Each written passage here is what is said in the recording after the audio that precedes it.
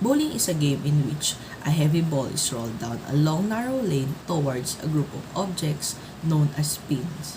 The aim is to knock down more pins than the opponent. It was created around 5,000 years ago in ancient Egypt and is modernized into what we know today, recently in 1930. Bowling is actually a very old sport, having found historical artifacts from 3200 BC that suggested they played a game with a similar concept of bowling. The Professional Bowling Association or PBA was founded in 1958 and became similar to the concept of professional golfing tours. The PBA hosts many tournaments throughout the year and only have four considered major tournaments.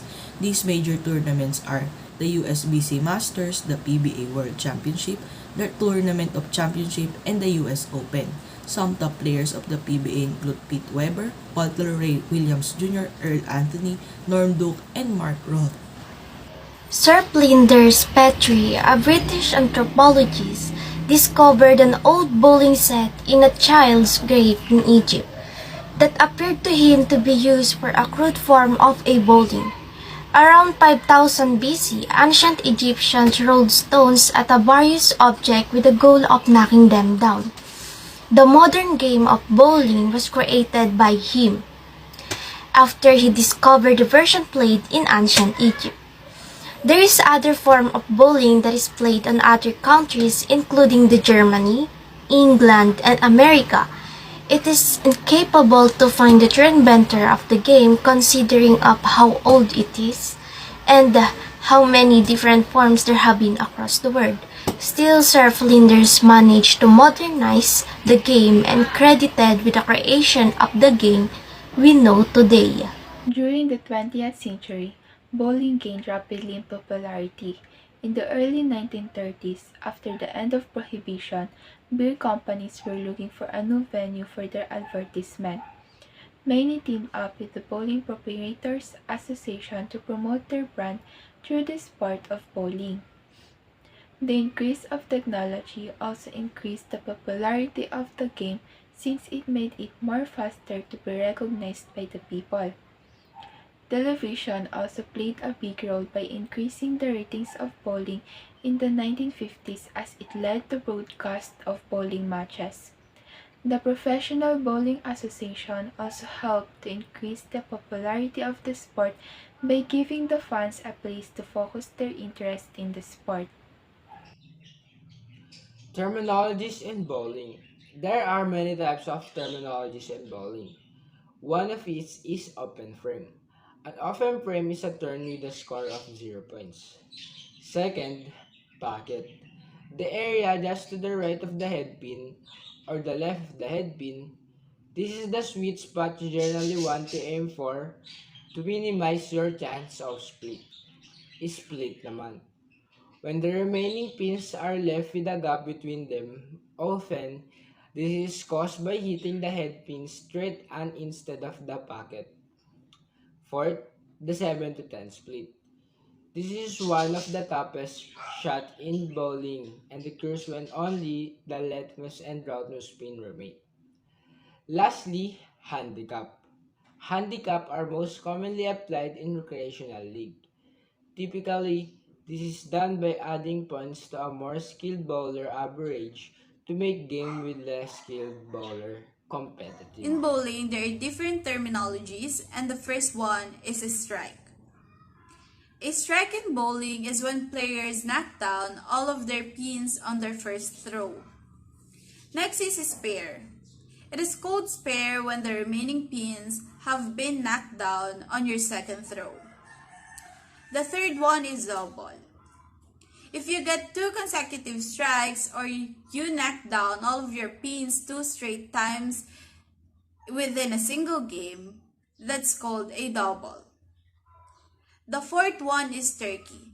It is just like a double that you need two strikes consecutively, but this time it will only be called turkey if you get three strikes in a row. The fifth one is four bagger. Once you get the turkey, next up is four bagger. It is a four strikes in a row. The sixth one is perfect game. In order to get a perfect game, you need to get 12 strikes in a row which has a total points of 300. There's 5 techniques in playing bowling. First, the bowling approach is key. In fact, your approach and bowling swing are the most two important things you need to work on to improve your overall bowling skills and raise your bowling average. Second, when holding the ball, examine the hold position and angle of the bowling ball as it leaves the hand. One key to holding the ball is to use slightly more gripping pressure on the finger pads of the hand than on the thumb pad, while maintaining consistent gripping pressure throughout the entire swing cycle. Third, proper gripping is key when it comes to releasing the ball consistently. When you release the ball, geometry comes into play. And although many people have hate and love geometry, it is worth considering. Fourth, where one aims plays an important tactic in learning bowl well, the more accurately you aim, the more pins you knock down. And that's the ultimate goal, which in the end gives you the better score overall. Most novice bowlers believe in that staring at the pins will the most beneficial to knock them. Fifth, ultimately, you will only improve as a bowler if you take the time to practice. And you will only practice if you enjoy the bowling center that you consider your home alley. It will be a lot easier to make the time to practice if your bowling center suits you as an individual. We are going to talk about the basic skills in bowling, but first, let's talk about what skills are needed for bowling. The basic physical fitness needs for developing bowling skills are strength in the upper arms and shoulder, and endurance in the upper arm, shoulder, and legs. Upper arm and shoulder strength will help the athlete develop the smooth and coordinate approach and delivery. So next, let's talk about the basic skills in bowling. Precision, ball speed, and consistency of ball deliveries are the three main elements of basic skills acquisitions for both disciplines.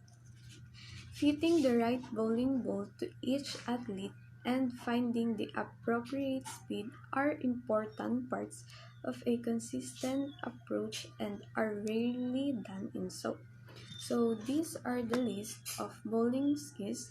Of course, we have bowling skills, hoop bowling, mastering your speed, the fingertip grip, straight bowl bowling, power strokers, and lastly, the ranker. What are the most important rules of bowling? Number 1. There are 10 frames in a game.